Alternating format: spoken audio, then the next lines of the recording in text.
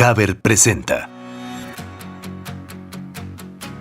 Bienvenidos a Cimientos Podcast, un espacio que diseñamos para aquellos que piensan que todas las decisiones que tomamos en la vida se convierten en los cimientos sobre los que construimos nuestra historia. Comenzamos. Amigos, ¿cómo están? Me da muchísimo gusto nuevamente compartir con ustedes un capítulo más de Cimientos Podcast. Yo soy Pablo y este ya es nuestro episodio número 23. Estamos muy contentos de seguir contando con su apoyo. Recuerden que el episodio pasado fue conmemorativo del Día de las Madres y si no lo han escuchado, de verdad se los recomiendo. Pueden encontrarlo en nuestro canal de las diferentes plataformas. Síganos en nuestras redes sociales de Facebook, Instagram como Cimientos Podcast y en Twitter como Cimientos Pod, donde les compartimos algunos contenidos de nuestros capítulos. De verdad, les recomiendo que echen un vistazo a algunos de ellos que están muy interesantes. Pero bueno, para comenzar con este episodio, quiero comentarles que durante este mes de mayo, la mayoría de los trabajadores de México reciben el reparto de las utilidades. Esta es una de las prestaciones más esperadas en estas fechas. ¿Y qué es esto? Bueno, consiste básicamente en el reparto de una parte de las ganancias que generó durante el último año la empresa en la que trabajan. De acuerdo con la Ley Federal del Trabajo, un porcentaje se entrega entre sus colaboradores. Y como bien sabemos, hoy en día es importantísimo estar preparados para saber cómo hacer buen uso de nuestro capital de manera inteligente y, lo más importante a veces, con la seguridad de que está bien invertido o bien manejado. Una manera de garantizar el incremento de nuestras finanzas personales es mediante la inversión, evitando así, que nuestro dinero se estanque o represente fugas. Para hablar un poco más sobre este punto, hemos invitado a Felipe Loera, quien nos va a compartir algunos puntos muy valiosos sobre buenas prácticas en nuestras finanzas personales. De entrada le doy la bienvenida, Felipe. Gracias por hacer un espacio en tu agenda y estar con nosotros aquí en Cimientos Podcast. Al contrario, Pablo, muchas gracias a ti por la invitación y un placer platicar contigo y con tu auditorio. Por ahí escuché en alguna ocasión que decía un maestro mío, Felipe, que la educación financiera debería de ser desde la primaria y debería ser considerada como canasta básica, y yo no puedo estar más de acuerdo con él. Pero para empezar, me gustaría que nos dijeras, ¿cuál es la importancia de contar con finanzas saludables? Sí, mira, yo creo que este tema, como bien comentas tú, es un tema que debería de haber mayor cultura en nuestro país, que desgraciadamente no ha sido así a través del tiempo. Y el primer tema que creo que debemos de transmitirle a toda la gente es evitar el miedo al escuchar la palabra finanzas. Las finanzas las vivimos prácticamente desde que nacemos y desde que vamos evolucionando y creciendo, desde que somos niños. Cuando tienes tu primer disyuntiva financiera, que quieres comprar un dulce y no te alcanza tu domingo o tu mesada o tu regalo del día del niño, y volteas a tomar tu primera decisión de utilizar las finanzas como tal, que es, pues le voy a pedir a mi hermano o le voy a pedir a mi papá que me complemente este dulce y luego se lo pagaré. Y es donde hipotecas tu primer trabajo también, porque empiezas a por ese dinero que recibiste en préstamo para comprar tu dulce, a hacer tareas por cuenta de tus hermanos o tus papás. Entonces, claro, esas son las finanzas. Desde muy niño empiezas a utilizarlas. Y luego, respondiendo a tu pregunta en particular, ¿qué tan importante es la salud financiera? Pues es igual que la salud física o la emocional. Una combinación de esas tres siempre es muy importante para que puedas caminar hacia adelante con la seguridad de que lo que estás haciendo es en pro de un futuro cierto para ti y para la gente que está a tu alrededor. Ahora, es muy interesante lo que dices porque entra justo en esta categoría. Igual que la salud física, igual que la salud mental, es algo que necesitamos poner el ojo ahí para vivir tranquilos, para vivir tranquilas. Eso es muy importante. Ahora, en tu opinión, viene otra disyuntiva y otra polémica. ¿Es mejor ahorrar mi dinero o invertirlo? ¿Tú qué nos puedes compartir respecto a estos dos conceptos tan importantes? Sí, mira, yo creo que son temas complementarios, Pablo. Yo creo que siempre debes de analizar y nunca debes de poner todos los huevos en una misma canasta, como coloquialmente se dice. Yo creo que debes de hacer un análisis puntual de cuánto te conviene o cuánto estás dispuesto a separar de tus ingresos para destinado al ahorro, para lo que tú quieras, para el futuro, para después comprar un bien material, y cuánto deseas invertir. Yo creo que son datos complementarios y no son temas que puedas ver en forma aislada. Los dos son sumamente importantes y creo que va con el perfil de cada persona y cómo se sienta a gusto. Yo lo que recomendaría siempre es una mezcla de dos, y luego eso lo podemos profundizar más adelante en qué invertir, y ahí te podría dar algunos otros temas adicionales que también, otra vez, y utilizando la misma frase que te dije ahorita, no puedes poner todos los huevos en una misma canasta. Me encanta, Felipe. Entonces, eso significa que nos puedes acompañar en otro episodio donde nos das algunos consejos puntuales sobre esto. ¿Te parece bien?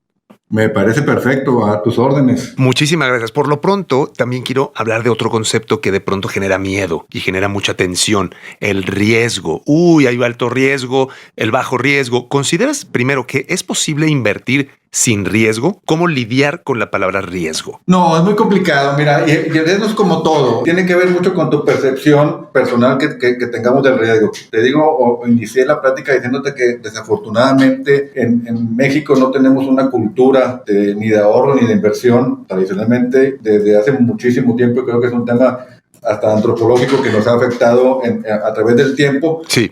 Pero creo que no hay una inversión sin riesgo. Todo conlleva un proceso de decisión que per se ya representa un riesgo. El tema es qué tanto estás dispuesto a sobrellevarlo para ver dónde poner otra vez esos huevos en qué canasta, porque también es cierto que a mayor riesgo, mayor rendimiento. Entonces, sí, tenemos que hacer un proceso de análisis interno de dónde queremos y hacia dónde nos queremos mover con el tema de la inversión y del ahorro. Oye, eso que mencionas es muy interesante porque el riesgo depende de la percepción de cada quien, es muy cierto. No hay que quedarnos con esta idea de que como yo percibo que el riesgo es peligroso, en sí mismo el riesgo va a ser peligroso. Ahí me ayudas mucho para que más bien nos informemos, ¿no? Con las personas adecuadas para que nos expliquen realmente qué implica la palabra riesgo, ¿cierto? Definitivamente, es como en todo otra vez. Te ponía el ejemplo que tiene que ver mucho con la parte de la vida misma, el tema de las finanzas y el tema de todos estos conceptos. Riesgo puede ser que pilotees un carro de Fórmula 1 a 300 kilómetros por hora, o para otra gente el riesgo puede ser salir en una patineta, que definitivamente no es la misma velocidad, pero depende de la percepción de cada uno de lo que definamos riesgo y lo que nos provoca esa parte de riesgo, que puede ser desde adrenalina hasta sentirte bien, hasta un proceso de liberación. Y esos conceptos son los que tienes que utilizar a la hora que haces un análisis puntual de la inversión y del riesgo otra vez. Me llama mucho la atención lo que mencionas porque tiene todo que ver con saber también conocernos incluso a nosotros mismos, ¿no? Porque si trasladamos nuestra percepción de riesgo que tenemos en la vida a nuestra vida financiera, pues quizá no va a ser lo más recomendable. Entonces me estás llevando a un punto filosófico muy interesante también de plantearnos en general cómo somos en nuestras decisiones del día a día para que también sean congruentes con nuestras decisiones financieras. Ahora, por ejemplo, en el sentido, Felipe, de qué tipo de inversiones hay, ¿qué opinión tienes tú sobre la inversión en bienes raíces? Mira, esta es una de las inversiones que a través del tiempo ha representado mucha seguridad para mucha gente a través del tiempo. Yo particularmente creo que es una de las mejores inversiones. Definitivamente, y otra vez, conociendo mi perfil o mi perfil de riesgo, de grado de aversión, de grado de certeza, creo que es una de las que yo más recomendaría, definitivamente, porque te haces de un bien material de largo plazo y que necesariamente va a tener una plusvalía por el simple hecho de estar representado en algo que puedas ver, que puedas tocar. Entonces, una de las mejores inversiones. No pondría tampoco todo mi capacidad de inversión en eso, pero es una de las que principalmente te saltan a la mente y definitivamente es una de las que, sin ser segura, de las menos riesgosas que puede existir para tomar la decisión de hacer una inversión.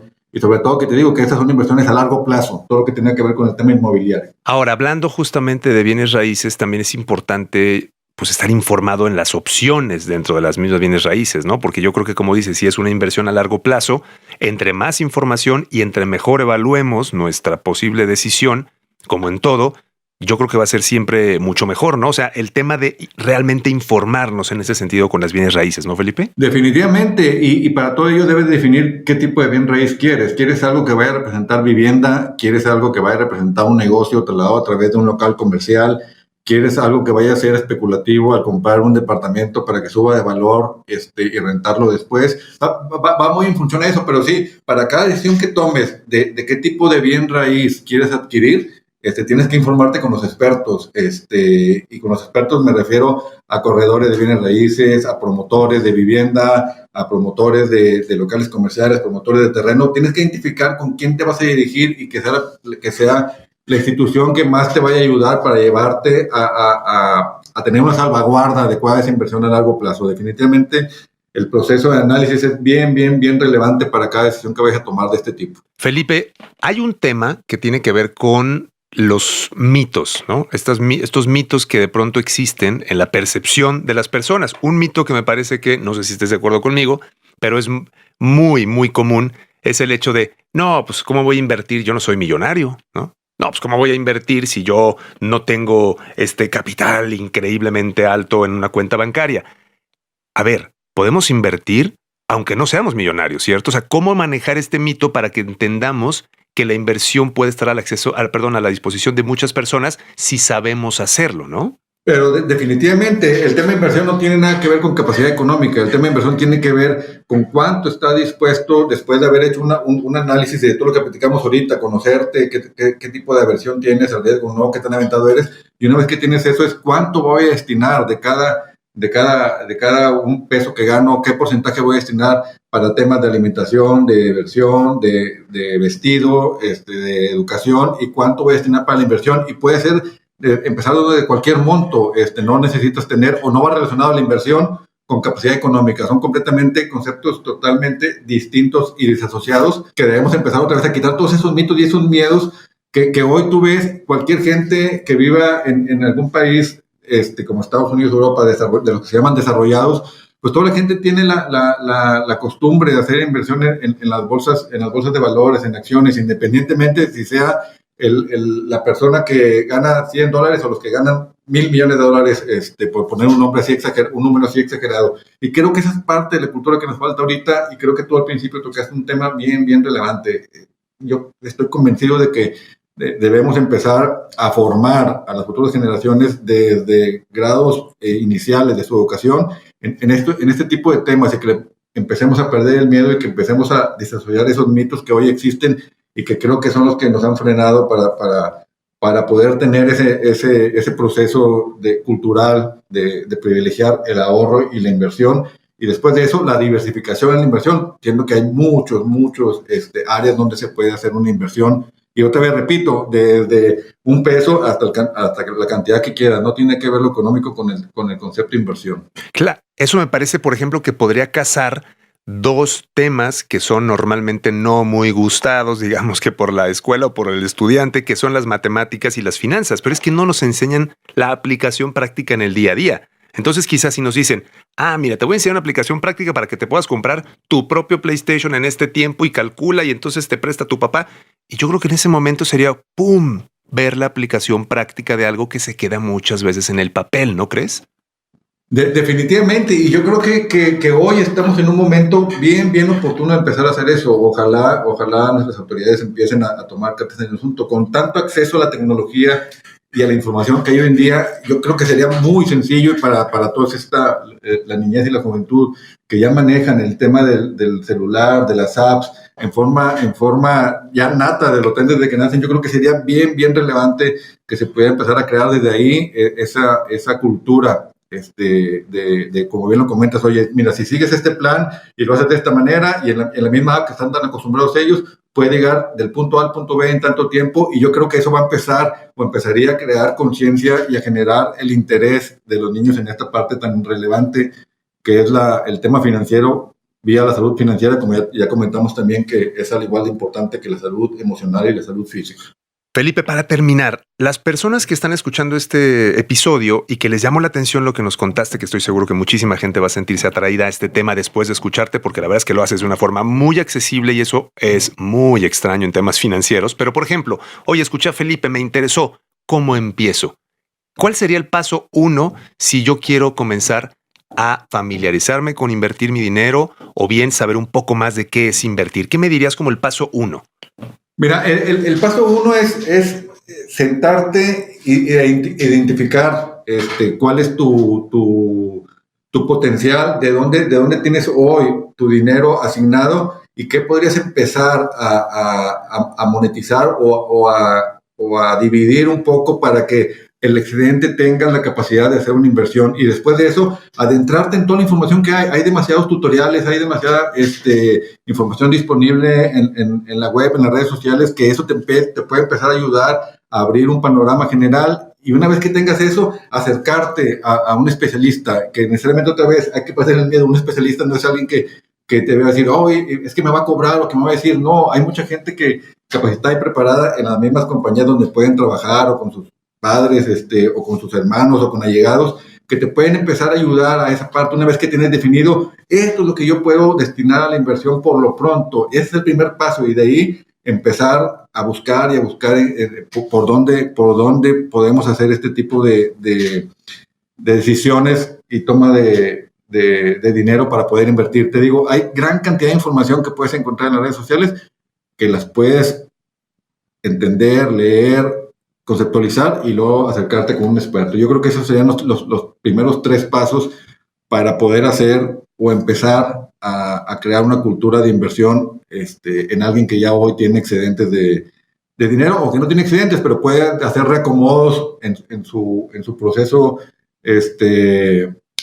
diario, mensual o quincenal, y de ahí destinar un poco para poder hacer el primer paso para la inversión. Felipe, nos acabas de dar de verdad muchísima luz en este tema. Yo te lo aprecio, te lo agradezco, porque seguro la gente que escuchó esto le das una perspectiva y un panorama mucho más amplio. Felipe Loera, nuestro invitado del día de hoy en Cimientos Podcast. Gracias por el espacio en tu agenda y ya quedamos, Vamos a estar en un siguiente episodio con consejos más puntuales. ¿Te parece bien? Me parece perfecto, Pablo, a tus órdenes. Espero que haya sido de utilidad, y un saludo de nuevo a toda tu audiencia. Muchísimas gracias, Felipe. Esperemos que así como nosotros hayas disfrutado y aprendido mucho de la charla con Felipe Loera. Recordemos que el reparto de utilidades representa un ingreso adicional y con ello una nueva oportunidad de inversión para incrementar tus finanzas personales. Existen muchas opciones para hacer rendir tu capital. Si tienes la facilidad, decídete por comenzar a disfrutar los beneficios de invertir. Acércate con expertos en el tema. Lo principal es encontrar la opción ideal que se adapte a tus necesidades. Por nuestra parte, queremos agradecerles que nos hayan acompañado en nuestro episodio 23 y sobre todo que sigan siendo parte de nuestro podcast. Nos encanta compartir con ustedes esta alegría y muchos momentos más mediante este espacio. No se olviden de estar pendientes de nuestros siguientes episodios y síganos en nuestras diferentes plataformas y redes sociales. Yo soy Pablo y nos vemos hasta la próxima. Esto fue Cimientos Podcast, un espacio que diseñamos para aquellos que piensan que todas las decisiones que tomamos en la vida se convierten en los cimientos sobre los que construimos nuestra historia. Hasta la próxima.